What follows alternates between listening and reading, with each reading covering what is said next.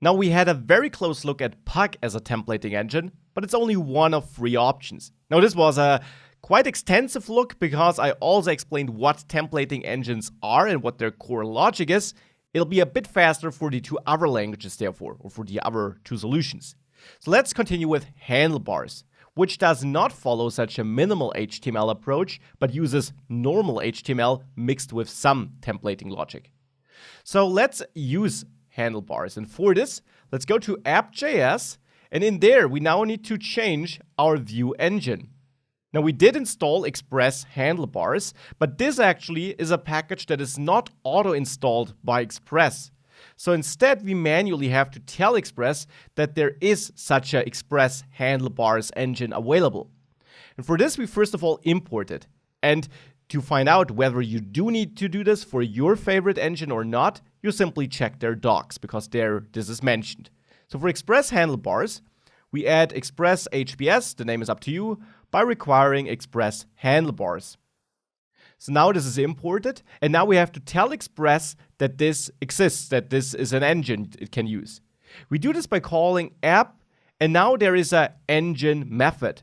And this registers a new templating engine in case we're using one which is not built in. Pug was built in kind of, Express Handlebars is not.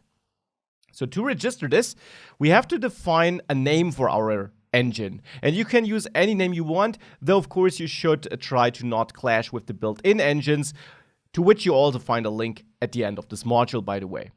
Handlebars is a name we can use, for example. So let's give this engine this name. And now we just have to tell Express, this is the name. Now what is the actual tool I should use? And that is Express HBS. So that object we just imported, that just turns out to be a function we can call, and we have to call, that basically initializes this engine, you could say. So this function returns the initialized view engine, which we can assign to engine here. So Express Handlebars gives us this engine, and now we have to switch the view engine here to Handlebars. And obviously this name here has to match the name you set up here. And with this, you're good to go. Now you're ready to use Handlebars in your code. Now how do you use it? Now you do create new files for this. And let's start with the 404 HTML page. I'll create a 404.handlebars page. Now we have to name it Handlebars here, as this is the default by Express Handlebars, and we defined this as an engine name here. You can also change the name, for example, to HBS, like this, and now you're able to use .hbs as an extension. So this is how that works and how you register Handlebars as the view engine. Now with that registered, let's use it. And let's take the 404 HTML file and copy its content into the 404 HBS file. Because Handlebars uses normal HTML with some custom syntax. Therefore, there is no minimal HTML version as it was with Pug. Now in this file, let's remove that active class on that link in the navigation because that's still wrong. In that file, I now want to change that here. I want to output that title dynamically so that you can see how that works with Handlebars. Keep in mind that in app.js, where we load that 404 page, we are passing in this data, and the way you pass data into templates doesn't change with the engine. This is always the same type of flow. You pass in an object with key value pairs where the keys, and therefore indirectly also the values, are available in the template. Just the way you use it in a template differs from engine to engine.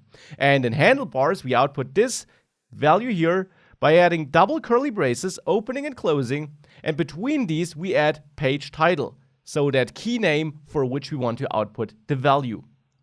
And with that, if we save that and we go back and reload some page which does not exist, we should still get page not found, this time handled through Handlebars. And just as before with Pug, if we inspect the source, we of course see no Handlebars code. The double curly braces was simply replaced with the content that should be rendered. So this is how we use Handlebars. And now if you're feeling confident with the help of the official docs, where you learn how to use if statements and loops, feel free to go ahead and also replace the add product pages with the handlebar equivalents. Otherwise, we'll of course do that together in the next lecture.